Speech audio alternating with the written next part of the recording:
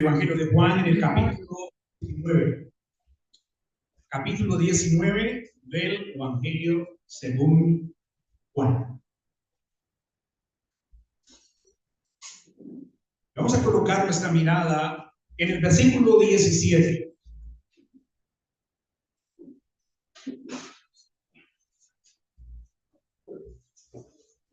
El domingo pasado, como ustedes saben, el domingo pasado se celebró comercialmente y culturalmente la fecha de Día de la Madre.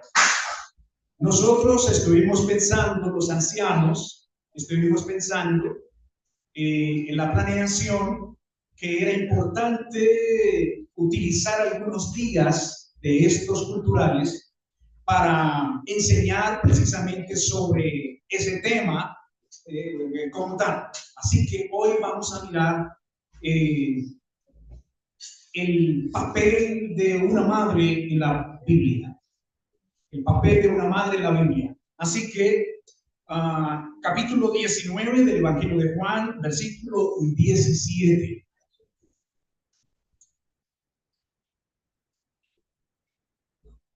Bien dice así, hermanos, la palabra del Señor.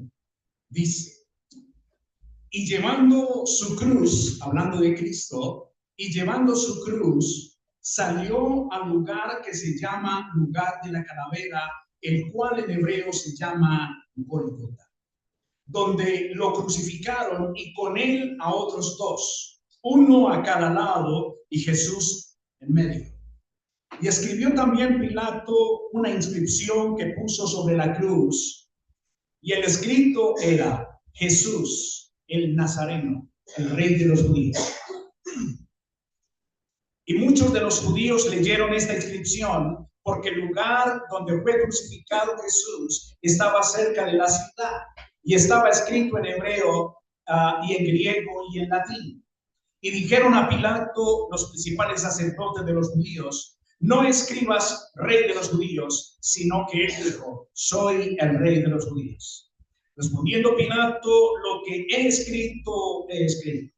Y cuando los soldados hubieron crucificado a Jesús, tomaron sus vestiduras e hicieron 4 partes para cada soldado, una parte y la túnica, mas la túnica era sin costura, toda tejida desde arriba abajo.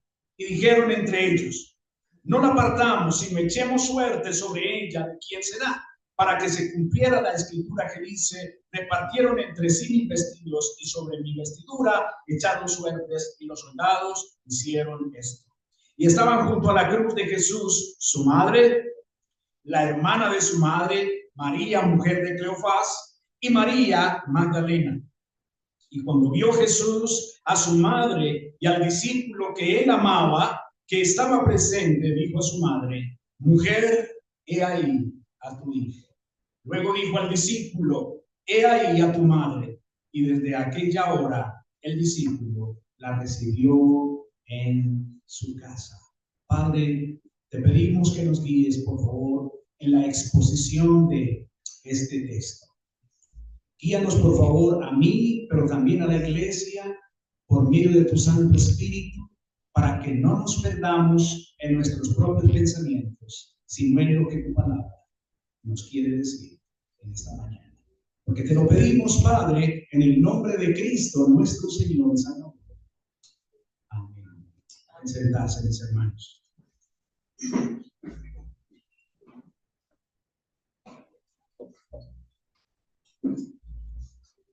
Durante la Segunda Guerra Mundial, un joven soldado le escribe a su madre desde el frente de batalla y le dice lo siguiente. En una de sus cartas, sabiendo que él podía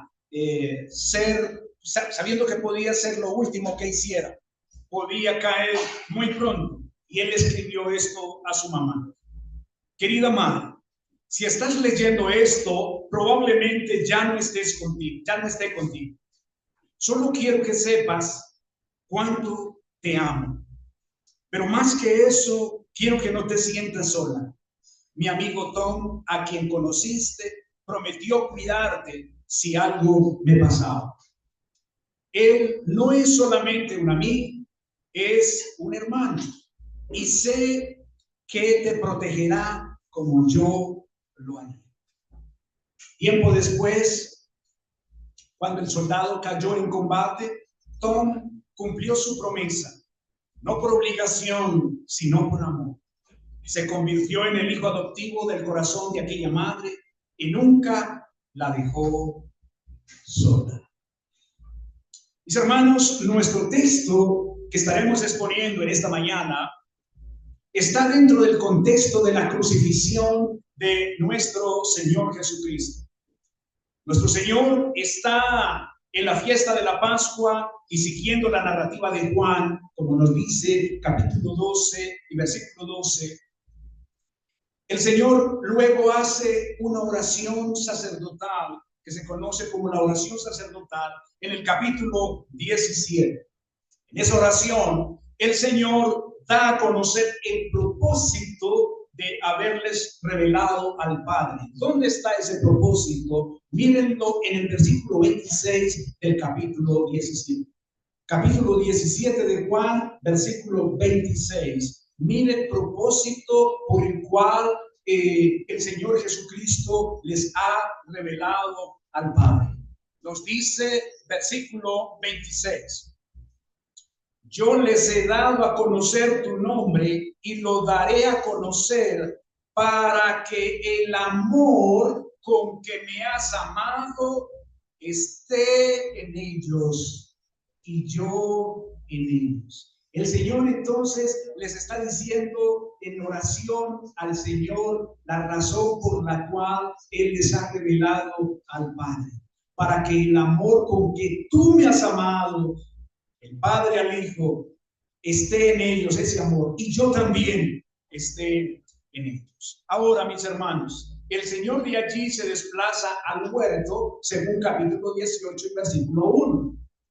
Él se desplaza al huerto donde es finalmente capturado y es llevado para ser interrogado. El Señor entonces es interrogado en el capítulo 18, versículos 13, 19 y 28. Ya en el capítulo 19, espero que me esté siguiendo, en el capítulo 19 y versículo 16, Juan nos narra la decisión de Pilato y por lo tanto nuestro Señor Jesucristo es llevado a la crucifixión. Estando en la crucifixión, mis hermanos, mientras el Señor está allí colgado, el Señor, según Juan, se dirige o habla en 3 ocasiones. Mientras está colgado, el Señor habla en 3 ocasiones. La primera ocasión en la que Él habla estando crucificado, según la narrativa de Juan, es la que vemos en versículos 26 y 27, que es el texto que estaremos exponiendo hoy. Así que 19, 26 y 27, el Señor expresa estas palabras. Y cuando vio Jesús a su madre y al discípulo que él amaba, que estaba presente, dijo a su madre: mujer, he ahí a tu hijo. Luego dijo al discípulo: he ahí a tu madre. Y desde aquella hora el discípulo la recibió en su casa. La segunda ocasión en la que el Señor habla desde la cruz aparece en el versículo 28, cuando dice: después de esto, sabiendo Jesús que todas las cosas estaban ya consumadas para que la escritura se cumpliera, dijo: tengo sed. Y la tercera ocasión en la que habla aparece en el versículo 30, cuando dice: y cuando Jesús tomó el vinagre, dijo: consumado es. Y habiendo inclinado la cabeza, entregó el Espíritu. Mis hermanos, nosotros nos concentraremos en esta mañana en la primera expresión: mujer, he ahí a tu hijo. Y a Juan: he ahí a tu madre. Ese es el texto de nuestra exposición. Mis hermanos, vemos entonces en este texto, en este corto texto, vemos 2 ideas centrales. Número 1, Jesús consuela a su madre, versículo 26. Y la segunda idea, Jesús encomienda el cuidado de su madre al discípulo, versículo 25. Esos son las dos ideas que vamos a desarrollar. Hermanos, podríamos llamar entonces nuestra exposición de hoy, Jesús cuida a su madre hasta el final. Eso es lo que vemos en este texto. Jesús cuida a su madre hasta el final. Y lo podemos ver de una manera tan contundente en el consuelo que le da a su madre cuando le dice, mujer. Es interesante que no la trata de mamá o madre, sino mujer, he ahí a tu hijo. Una especie de palabra de consuelo. El contexto muestra claramente un momento tensionante, un momento de tristeza, un momento en que, humanamente hablando, el Señor dejará a su mamá. José no aparece por ninguna parte, no se mencionan los otros hermanos de la carne de Jesús, no se mencionan por ninguna parte. De manera que estamos en un contexto de soledad en el sentido muy humano de la persona de la madre de Jesús. Entonces el Señor, mis hermanos, se dirige a ella en una palabra de consuelo. Ahí está el Señor colgado, la multitud allí, pues mirando de lejos, los soldados romanos, los sumos sacerdotes, los líderes religiosos, y mirando el espectáculo. Pero en medio de ese espectáculo, mis hermanos, hay una palabra consoladora en ese momento de silencio en el corazón. He ahí a tu hijo. Y a Juan, el discípulo fiel, que así se conoce o así es llamado, he ahí a tu madre. Bien, creo que es importante, mis hermanos, que le demos una mirada más profunda e histórica a este texto, porque este texto ha sido utilizado para conformar algunas doctrinas distorsionadas en el pueblo o en la humanidad, mejor dicho, llamémoslo así, a la humanidad. Este texto se ha torcido. Así que, mis hermanos, ¿cómo entendieron los líderes de la iglesia primitiva postapostólicos? Y cuando hablo de postapostólicos, me refiero a los líderes después de los apóstoles. Después de los apóstoles, que fueron los líderes iniciales de la iglesia primitiva, se levantaron otros hombres, ¿cierto? Es a esos a quienes, o de quienes me dirijo en este momento como padres posapostólicos. ¿Ellos cómo entendieron este texto? Pues bien, tenemos a Irineo de León, siglo II, y otros teólogos tienen este texto para formar la teología mariana, ¿cierto? Y cristológica. Ellos vieron en María a la nueva Eva. Vieron en María a la nueva Eva y figura de la iglesia. Para ellos entonces, María representaría o sería un modelo de la iglesia. Para ellos, ¿cierto? Ellos vieron a Juan como el modelo del discípulo fiel. Esto con respecto a Ireneo. Otro padre posapostólico o líder de la iglesia llamado Ambrosio ve a Juan como un símbolo del cristiano fiel y a María como modelo y madre de todos los redimidos. Ojo pues, ¿dónde comienza esta doctrina que tiene Roma en este momento? ¿Dónde comienza? Entonces, Ambrosio con Irineo ven a María como modelo de la madre de todos los redimidos. Bien, eso con respecto a los padres apostólicos. Ahora, ¿cómo vio o cómo entendió la iglesia medieval este texto? La iglesia medieval. La iglesia medieval, hermanos, es el periodo de tiempo que va desde el siglo V hasta el siglo XV, que en años estamos hablando año 401 hasta el año 1500. Esa es la época o el tiempo de la iglesia medieval. ¿Cómo se entendió este texto en ese periodo de tiempo entonces? Pues bien, hermanos, el punto es que en ese tiempo María fue grandemente exaltada. María, mis hermanos, fue puesta no solamente como la madre biológica de Jesús, sino como madre espiritual de toda la iglesia. Estamos haciendo la relación, ¿no? Vamos haciendo la relación. Ella es vista y exaltada como la madre de la iglesia. El pasaje fue usado para apoyar esta doctrina, ¿cierto? Esas frases de mujer, he ahí a tu hijo, la iglesia entendió entonces que María fue entregada simbólicamente como madre de todos los discípulos, representados por Juan, la iglesia primitiva. Hermanos, en el texto fue uno de los pilares que usaron para desarrollar la intercesión de María como madre compasiva. Ese texto fue utilizado para colocar a María como madre corredentora. Estamos hablando entonces de la época medieval, año 401, año 1500. Vengamos entonces ahora, ¿cómo entendieron los reformadores este texto? Los reformadores. Cuando hablamos de los reformadores, entonces estamos hablando de la reforma protestante y del cambio que da la iglesia desde el regreso de las escrituras al púlpito. Recuerden ustedes que la Biblia había desaparecido del púlpito en la época medieval.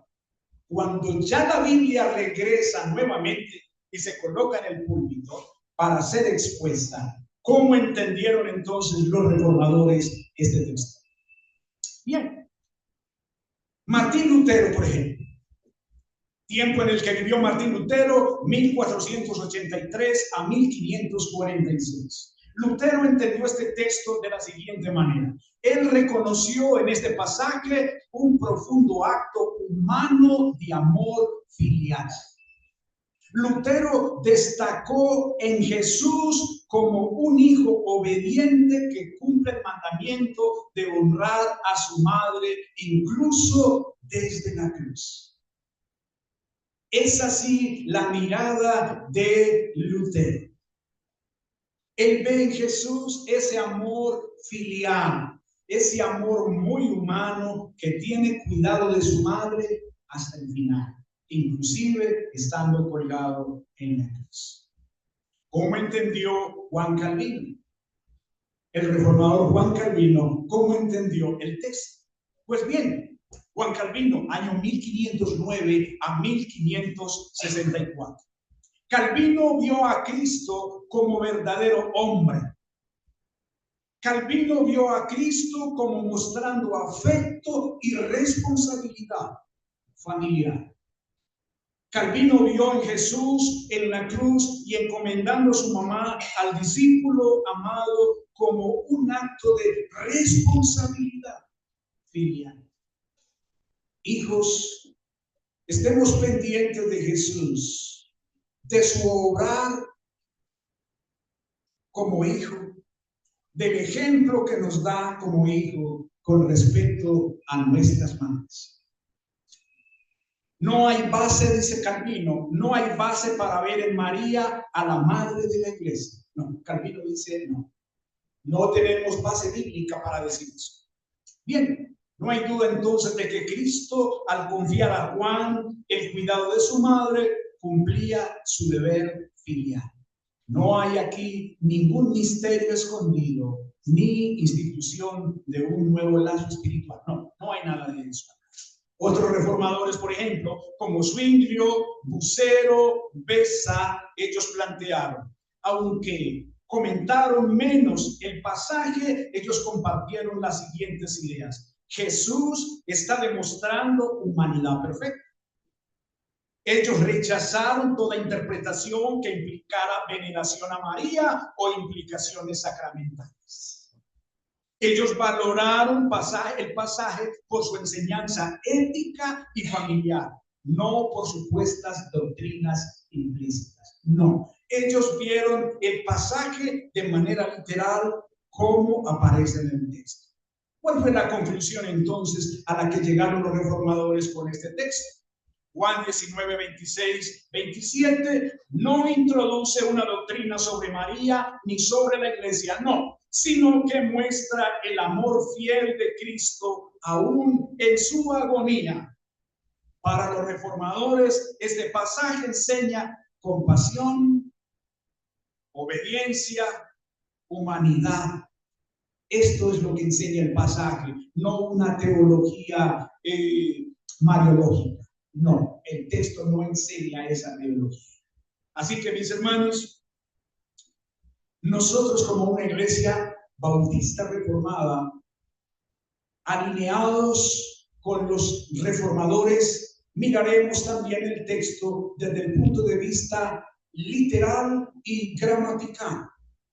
En el texto no vemos nada simbólico, nada de eso, mis hermanos. En el texto lo vemos como literal y gramatical, como fue la intención de Juan al narrarnos este pasaje tan importante, tan interesante, y ver una faceta de Cristo. Ahora, ustedes podrán pensar, pero no se supone que estamos pensando en las madres, ¿cierto? ¿Por qué Cristo es el protagonista? Porque es que Cristo es el protagonista en toda la Escritura. Si decimos otra cosa diferente, le estamos imponiendo al texto. No, aquí es Cristo y su manera de obrar con su mamá, aún estando colgado en el madero. Eso es lo que queremos resaltar aquí. Así que, mis hermanos, veamos nuestro primer punto. Parece como que ya llevaba la mitad de la predicación, ¿cierto? Y apenas vamos a ver el primer punto. Bien, versículo 26, Jesús consuela a su madre. Vaya conmigo a la luz del texto, por favor, mientras tiene su Biblia abierta, porque hermanos, hermanas, es necesario que usted esté verificando que el texto sí lo dice. Que el texto sí lo dice. Bien, ¿qué es lo que vemos aquí entonces, mis hermanos? Vemos dos aspectos importantes en este primer punto, en esta primera idea. Vemos dos aspectos importantes. Uno, vemos el consuelo personal en medio del sufrimiento. Dos, vemos el consuelo para la madre aún en medio del sufrimiento. Primer aspecto, consuelo personal en el sufrimiento. Observe que Juan nos dice, cuando Jesús, estando colgado ahí, cuando Jesús literalmente vio con sus ojos físicos, cuando vio Jesús a su madre y al discípulo. ¿Cómo es que podemos decir, hermanos, que aquí hay consuelo personal en medio del sufrimiento? Pensemos en esto. Todos los que están rodeando a Jesús básicamente son sus enemigos. Ahí están los soldados romanos, están los líderes religiosos de la época.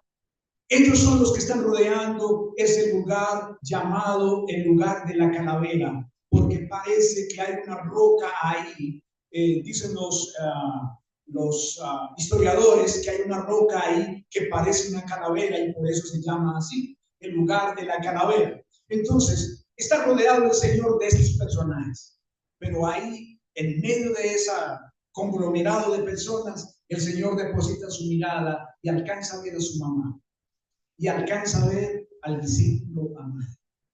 Creo, mis hermanos, que esa faceta podría representar para el Señor una pequeña consuelo en medio del sufrimiento. Él entonces deposita su mirada en ellos. Hermanos, cuando hablamos del discípulo, ya sabemos entonces que la palabra discípulo significa un estudiante, un seguidor. Juan era un estudiante, si lo queremos llamar así, o seguidor del Señor Jesucristo. De hecho, era conocido como el discípulo amado del Señor, ¿cierto? Dice aquí a quien él amaba. Hermanos, la palabra aquí de amor es la palabra agapao, que significa preferir. Se refiere sobre todo a lo que Dios quiere, a lo que Dios es, que Dios es amor. Este tipo de amor aquí es un amor agapao, según la palabra griega utilizada, ¿cierto? Juan es el hombre que prefiere los asuntos divinos, y eso lo hace estar a él en una relación especial con Jesús. Lo vemos en todo el escenario, como Juan es un hombre especial en este caso. Él está presente. Juan está presente allí y está junto a quién? A la madre de Jesús. Tremendo, ¿no? Ahí está, junto a la madre de Jesús. En la forma como el Señor se dirige a ellos, primero su mamá y luego al discípulo, hay una implicación de que Él los está mirando a los dos en la misma línea visual. Él los está mirando a los dos en la misma línea visual, por lo tanto, los dos están ahí, el uno al lado del otro. Consuelo personal en medio del sufrimiento. Pero vemos el segundo aspecto dentro de nuestro primer punto. Vemos el consuelo para la madre en medio del sufrimiento. Esto es increíble, hermanos. El Señor está colgado ahí, hermanos. Muy seguramente su sangre corre por el madero.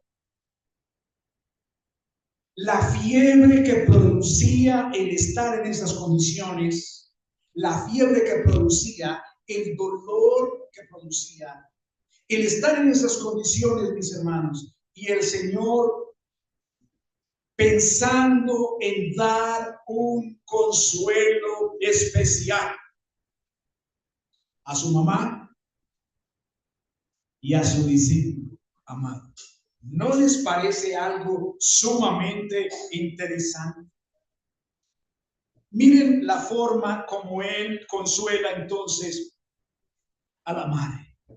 Dice mujer, no la trata de mamá ni de madre, sino mujer. Ahora, el término utilizado aquí para mujer es guné, en la palabra griega común, la palabra, o en el griego común, en el griego hablado en ese momento por el común, entonces la palabra es guné y se refiere a una mujer, pero no a cualquier mujer. No a cualquier mujer, porque podríamos pensar que se refiere a una mujer joven o soltera. No, la implicación aquí es que él se refiere a una mujer que era o había sido esposa. Distinto, ¿cierto? Distinto referirse a mujer en el sentido de una señorita que está soltera. Diferente a eso. No, él se está refiriendo aquí a mujer en el sentido de una mujer que era o había sido casada. José no se menciona por ningún lado. Es muy interesante. Parece que José ya había fallecido. El caso es que no se menciona por ninguna parte. Así que, mis hermanos, él se dirige a ella como mujer. He ahí a tu hijo. Pensemos en cómo pudo recibir María esa palabra del Señor. He ahí a tu hijo. El Señor no le está diciendo, mujer, mírame cómo estoy. Mírame a mí, mira cómo estoy aquí. Aquí llegó mi fin. No, el Señor le está diciendo, mujer, he ahí lo tienes al lado. A tu hijo. Hermanos, la está consolando. El Señor le está diciendo a María, no vas a quedar sola. El contexto nos muestra con claridad que el Señor tiene en su mente la soledad de María, la soledad de su madre. posterior a su muerte. Y esto me hizo preguntarme, aún en el medio, en el ministerio del Señor, de una manera que sabemos que fue intenso el ministerio del Señor, Él no abandonó el ministerio por ningún momento. Esa fue la prioridad. Pero hermanos, el texto me hizo pensar que aún a nivel ministerial el Señor no abandonó la responsabilidad con su mamá. No se menciona mucho en el texto porque realmente el texto no se menciona mucho, pero uno sí puede inferir del contexto en general que Jesús no abandonó a su mamá por el hecho de su ministerio. José no estaba, posiblemente José ya había fallecido, ¿cierto? Ahora, pues desde luego, ¿quién quedaría encargado de ver por la mamá? El mayor. Acuérdense, el mayor. ¿Quién era el mayor? Jesús. Así que, hermanos, observen, y esto me hizo saltar de la silla, pensando, meditando en esto. Mujer, he ahí a tu hijo. No te preocupes. Como si dijera, no te preocupes. ¿Cierto? En Juan 2, Jesús le dijo a ella misma, ¿qué tienes conmigo, mujer? Aún no ha venido mi hora. ¿Recuerdan cuando en las bodas de Caná se terminó el agua y ella va a interceder? Pues yo me imagino que ella como mamá, pues va y le dice, se acabó el vino. Seguramente no fue escandaloso, sino ahí como suave. Se terminó el vino. Y él se dirige a ella. Bueno, yo no veo como que la haya regañado. El texto no nos deja, sino con respeto. Mujer. Y ahí utiliza el mismo término. Guné. Mujer. ¿Qué tiene que ver esto conmigo? Aún no ha llegado mi hora. Un intercambio de palabras. ¿Qué fue lo que dijo ella después a los presentes? A mí no me pidáis nada. Hacer todo lo que Él os dijere. ¿No les parece que esa respuesta nos debe proyectar, meditar en la posición que se tiene con ella hoy? A mí no me pidáis nada. Hacer todo lo que Él os dijere. En Juan 13:23, uno de sus discípulos, el que Jesús amaba, estaba a la mesa reclinado en el pecho de Jesús. ¿Quién era ese? Juan. Y ahí está Juan, con su mamá al lado de la cruz. Hermanos, la importancia de la madre en la historia de la humanidad. La razón bíblica de la creación de la mujer. ¿Cuál fue la razón bíblica de la creación de la mujer en Génesis 1:27 y 28? Creceos y multiplicaos y llenad la tierra. Es que, hermanos, no era posible que a partir de ellos, no era posible que la tierra se multiplicara, que la humanidad se multiplicara. No era posible sin una mujer. Entonces, la razón bíblica, concretamente y específicamente, creceos y multiplicaos y llenad la tierra. Y es algo, hermanos, que se ve por todas partes. Pero también, otro papel de la mujer aquí lo vemos en capítulo 2 del Génesis, versículo 18, donde ella, además de ser mujer, de ser madre posteriormente, primero es esposa. Antes de ser madre, primero es esposa, ¿cierto? El Señor la trae, la crea de la costilla de Adán y la trae y se la entrega a Adán. Y Adán entonces se sorprende a ver, y yo supongo que ella tuvo que haber sido muy hermosa. Ella tuvo que haber sido muy linda. tanto que Adán queda pasmado. Esto es ahora hueso de mi hueso, sin carne de mi carne. Y hace una evaluación. ¿Recuerdan que el Señor le había traído todos los animales para que Él les colocara el nombre? Y Él hace una revisión, Adán hace una revisión, bueno, a cada uno tenía su pareja, pero Él llega a una conclusión. ¿Y yo qué? ¿Cierto? Yo no tengo de mi misma especie. Entonces, hermanos, el Señor es tan pedagógico, ¿no? Entonces, claro, el Señor hace la primera operación, la primera cirugía en la historia de la humanidad. Nos dice el texto entonces que Él trae un sueño profundo, aplica la primera anestesia y durante el sueño extrae la costilla de Adán y crea la mujer y se la trae como esposa. Entonces, hermanos, ella es esposa primero. Y nos estamos acercando entonces al punto. Bien, después de la caída,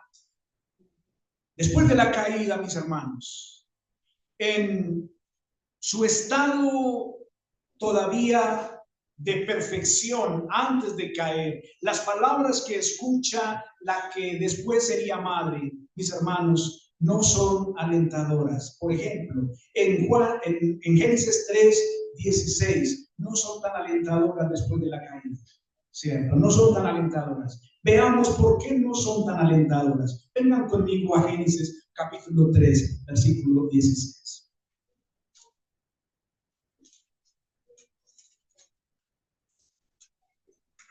Es como cuando uno está viendo una muy buena película y matan al protagonista.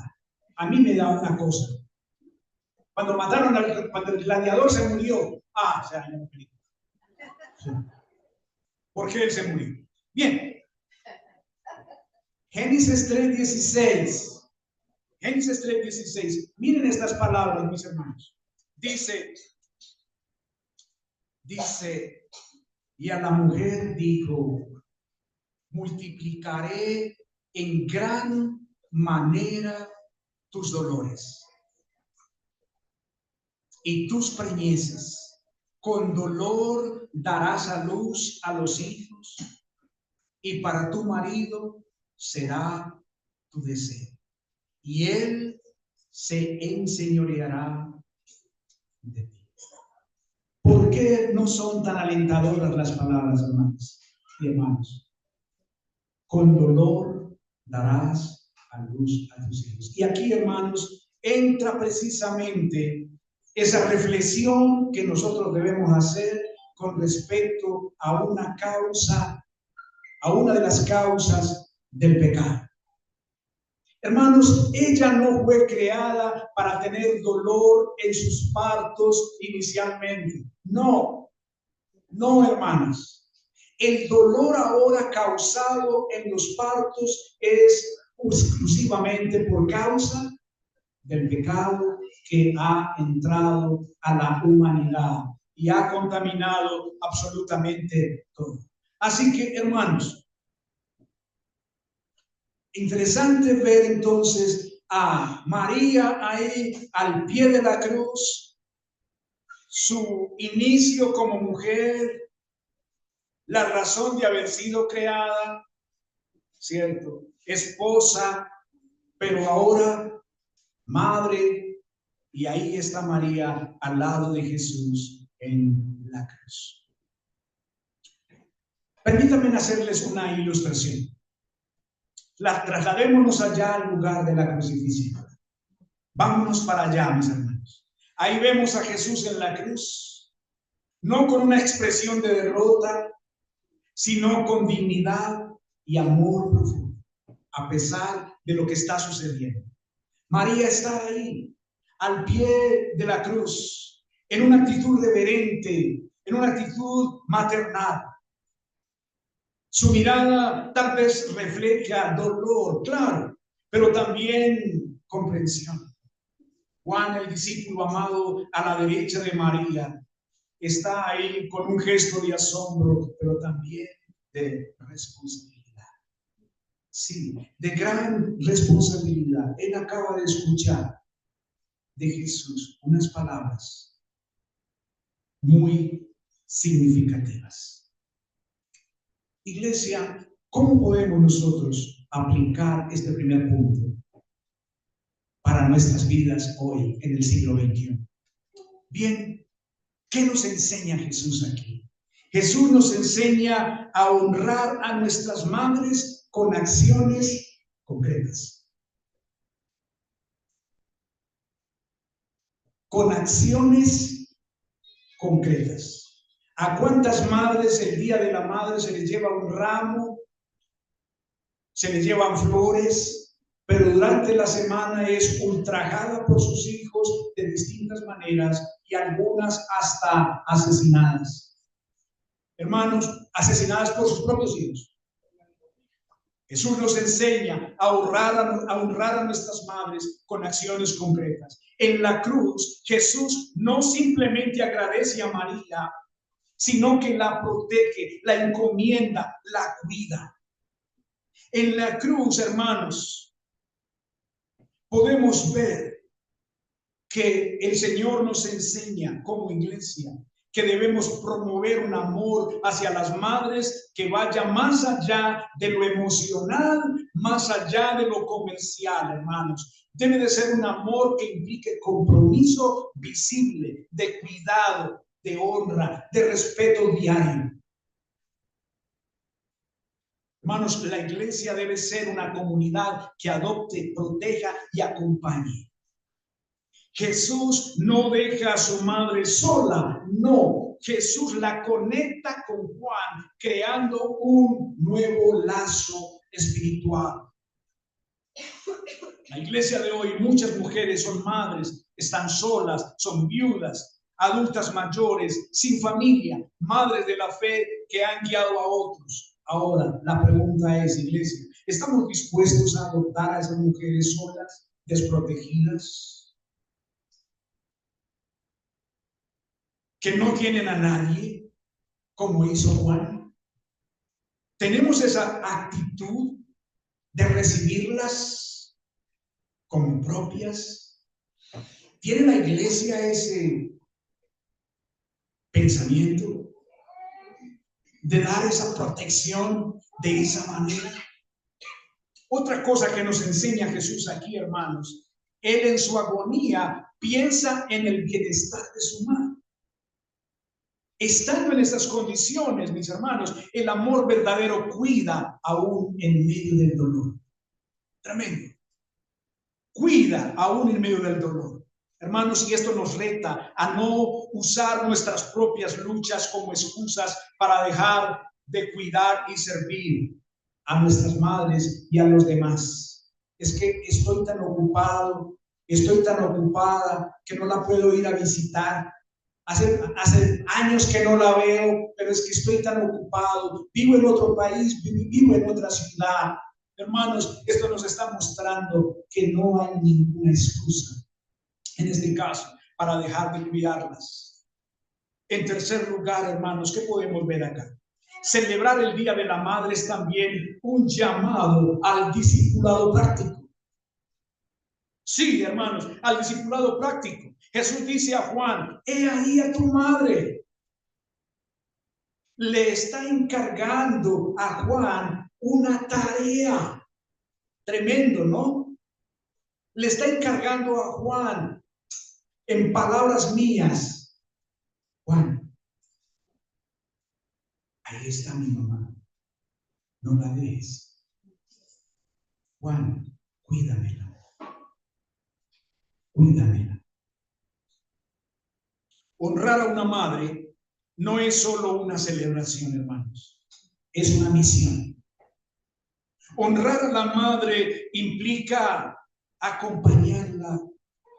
Honrar a la madre implica suplir para sus necesidades. Honrar a la madre implica implica valorarla, implica protegerla, especialmente cuando ellas ya no tienen fuerza. Eso es lo que nos muestra Jesús, hermanos, en la cruz. Ese cuidado especial, aún en medio del sufrimiento de Él. Él está indicando el lado muy humano de no abandonar a los desprotegidos. En este caso, a su mamá. Pero tenemos, hermanos, otra aplicación aquí. Esta es básicamente para los líderes de la iglesia. En el Día de la Madre no solo celebramos a las madres con flores o palabras, sino que debemos predicar con nuestras vidas lo que Jesús modeló desde la cruz. Debemos modelar, hermanos, un amor responsable. Debemos modelar una fidelidad familiar. Una iglesia, mis hermanos y hermanas, que no olvida a las mujeres que nos dieron la vida.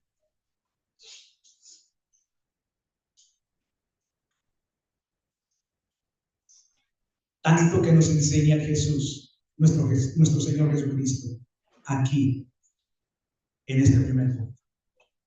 Y esto nos lleva, mis hermanos, a nuestro segundo punto. Versículo 27.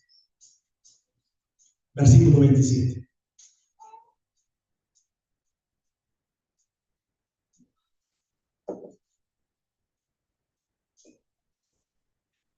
Luego dijo al discípulo: he ahí tu madre. Y desde aquella hora el discípulo la recibió en su casa. Qué grandioso. Vemos aquí, mis hermanos, dos aspectos también interesantes. Primero, un encargo solemne. Sí, un encargo solemne. Y en segundo lugar, una obediencia solemne. El encargo solemne.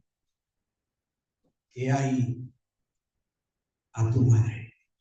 En pocas palabras, Juan, tómala como tu propia madre.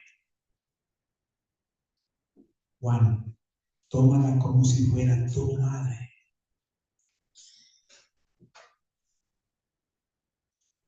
Juan, ¿qué entendería, hermanos?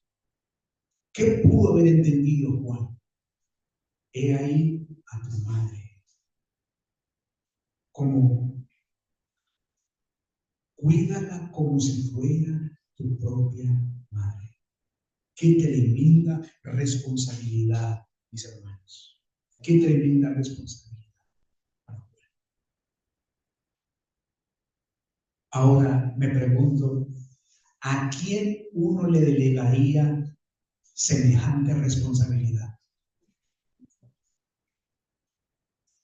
Esto nos dice mucho, nos tiene que decir mucho de Juan.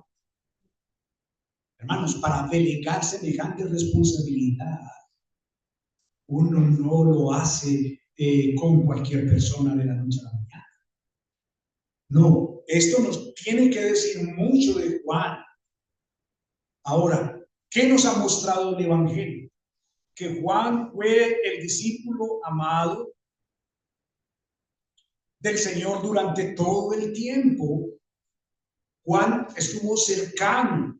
Entonces, los lazos que se establecieron entre el Señor y Juan tienen que haber sido algo muy especial, tanto que al final el Señor no le delega esa responsabilidad a ningún otro más. Me pongo a pensar, ¿quién pudo haber sido el otro que pudo haberse responsabilizado de la mamá del Señor?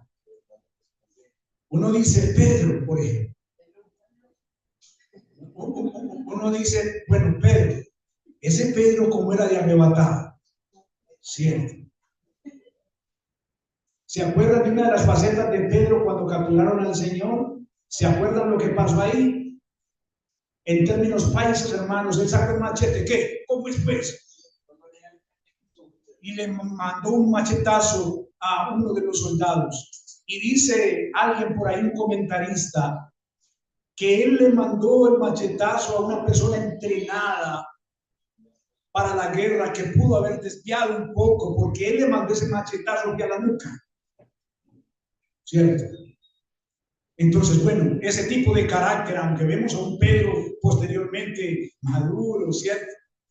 Pero bueno, es Juan. Juan es el que recibe ese encargo solemne. Y vemos, mis hermanos, aquí también la obediencia solemne. Nos dice el versículo 27, y desde aquella hora el discípulo la recibió, o sea, la aceptó en su propia casa. Una responsabilidad solemne. Hermanos, permítanme ilustrar este punto. En primer plano, al pie de la cruz, Jesús crucificado con su resplandor suave, extendiendo su mirada hacia Juan. Juan y María de pie juntos están ahí mirando a Jesús con atención, y Jesús habla directamente a Juan con una ternura y una solemnidad. Juan asiente, Juan recibe el encargo, Juan entiende que está recibiendo una gran responsabilidad. Juan no está tomando el asunto livianamente. Él sabe quién le está delegando la responsabilidad. Él se da cuenta en qué consiste esa responsabilidad. Y el texto nos deja ver, desde ese momento, él la recibió en su casa. Posiblemente salieron de ahí después de que sucede la crucifixión y todo. Muy posiblemente a partir de ese momento ella se va a la casa de Juan.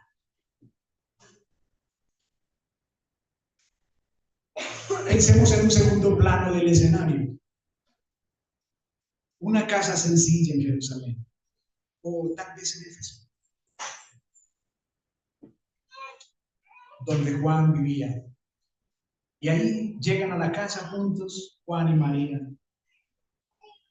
y comienzan a compartir la vida cotidiana, donde Juan asume una actitud de hijo protector y de cuidado tierno hacia una mujer que seguramente ya podría estar pintando canas y podría estar algo lenta, ¿cierto? Pensemos en ese escenario. ¿Cuánto nos enseña el Señor, hermanos, aquí en este texto? ¿Cuánto nos enseña el Señor aquí? Y de esta manera, mis hermanos, podríamos extraer unas conclusiones finales y prácticas.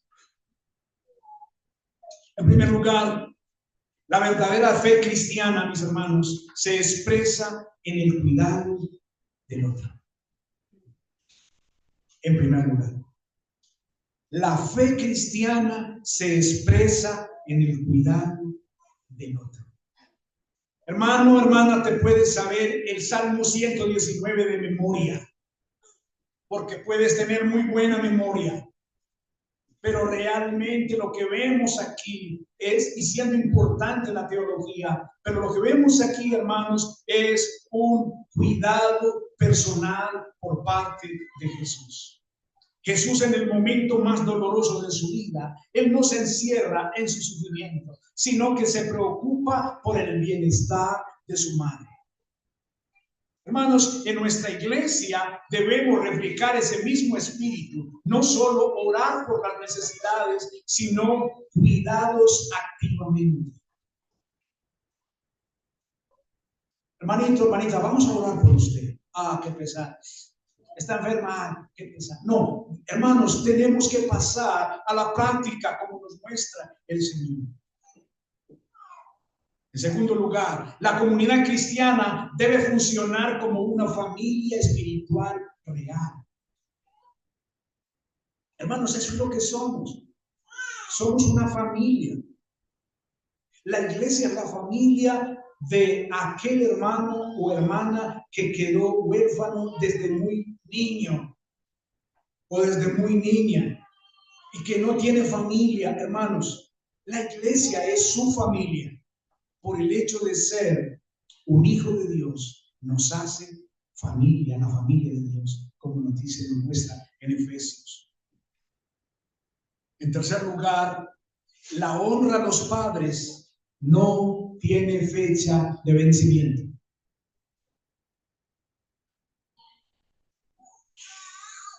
La honra a los padres no tiene fecha de vencimiento. ¿Qué queremos decir con esto? Hermanos, aún en su agonía, Jesús cumple con el mandamiento de honrar a su madre. ¿Recuerdan lo que nos dice Éxodo 22? Honra a tu padre y a tu madre. Que no les abandonemos. En nuestra iglesia debemos modelar un respeto activo y compasivo hacia los padres y mayores, especialmente en una cultura que descarta a los ancianos. Nosotros, hermanos, como iglesia, debemos tener ese cuidado compasivo y tierno por el adulto mayor, por el adulto débil, que ya no es ágil. Debemos ser compasivos con ellos, hermanos, en el sentido de su diálogo. Muchas veces son incoherentes algunas veces. Son incoherentes algunas veces. Hermanos, debemos ser compasivos en ese sentido. Escuchémosles. No importa que no les entendamos tanto o que nos repitan lo mismo muchas veces, que hace parte de la edad. Hermanos, debemos ser compasivos tiernamente. En cuarto lugar, hermanos, el discipulado implica asumir responsabilidades concretas. Sí, Juan aceptó el encargo de Jesús. Dice que la recibió en su casa. Ah, Señor, pero no te das cuenta que tengo apenas un cuarto, que apenas tengo una piecita. Y que el Señor, la pesca no nos da para otra boca más. No, hermanos, dice que él la recibió en su casa. No fue solo un gesto simbólico, sino una acción real. Sí, Señor, listo. Todo bien, Señor. No, hermanos, fue algo real. En nuestra iglesia, mis hermanos, debemos imitar a Cristo. Y esto incluye cuidar a las personas, suplir sus necesidades, abrigar en el hogar si es necesario, vivir una fe encarnada. Hermanos, hay tantas maneras de practicar. Hay tantas formas de practicar este cuidado personal, hermanos. Tantas maneras, tantas maneras. No las ignoremos. En quinto lugar, hermanos, las relaciones espirituales son tan importantes como las biológicas. ¿Qué nos muestra esto?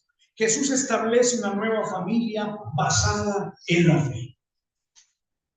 ¿Cierto? Le encarga a su mamá, a Juan. Él no se la entregó a cualquiera. Se la entregó a Juan, con quien había establecido una relación especial. Y esto nos llama a vivir con intensidad la vida comunitaria cristiana. No solo asistir al culto, sino a construir relaciones de discipulado y cuidado mutuo. Hermanos, en el estudio de esta mañana estábamos hablando de la comunión de los santos. Hermanos, nuestra relación debe de ser tal que yo me pueda sentir seguro contigo, que tú te puedas sentir seguro, segura conmigo, que no te voy a hacer daño, que no voy a buscar perjudicarte, dañarte. Te tienes que sentir seguro porque somos la familia. Aunque hoy, de una manera triste, hermanos, la familia es el lugar más inseguro para los niños y el lugar más inseguro para algunos adultos mayores, lastimosamente. Hermanos, no debe de ser así en la familia de Cristo. No debe de ser así entre nosotros. Tenemos, hermanos, un desafío final. ¿Estamos siendo como Juan, dispuestos a recibir a quienes Jesús nos confía? De pronto no escucharemos así puntualmente. Oscar, he ahí a tu madre. De pronto no lo escucharé así. Pero de qué otra forma tal vez yo sí lo escuche. Una circunstancia puntual donde alguien queda desprotegido de un momento a otro. No tiene a dónde ir, no tiene a dónde dormir. Y en esa circunstancia, y yo me doy cuenta de esa circunstancia, ¿será que el Señor me está diciendo algo? ¿Será que el Señor me está indicando algo? ¿Estamos siendo como María, abiertos a dejarnos cuidar por la comunidad de fe? Porque esto es de la unidad.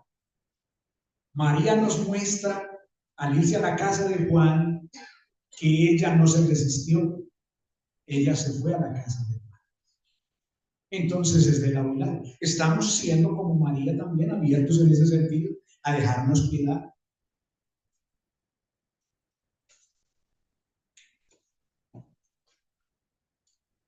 Tal vez tú no tienes una relación con Cristo hoy y por eso no puedes manifestar este amor especial. Este tipo de amor que vemos en la Biblia solo es posible con Cristo en tu corazón. Este tipo de amor no es posible sin Cristo. Este tipo de amor es un amor divino.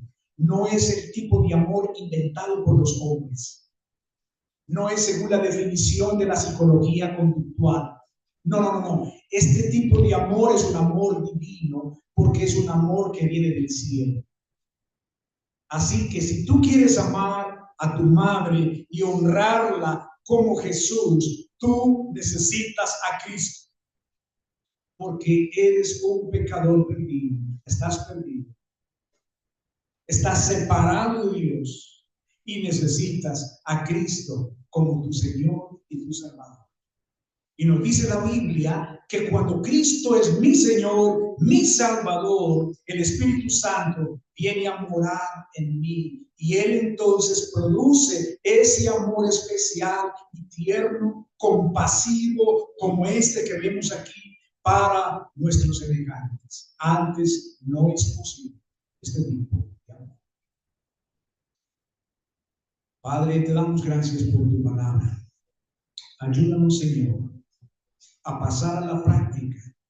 Ahorita, Señor, tenemos un tiempo de comunión juntos. Señor, ayúdanos a que sea ese momento especial para pensar en lo que escuchamos, Señor, y pensar en servir a otros.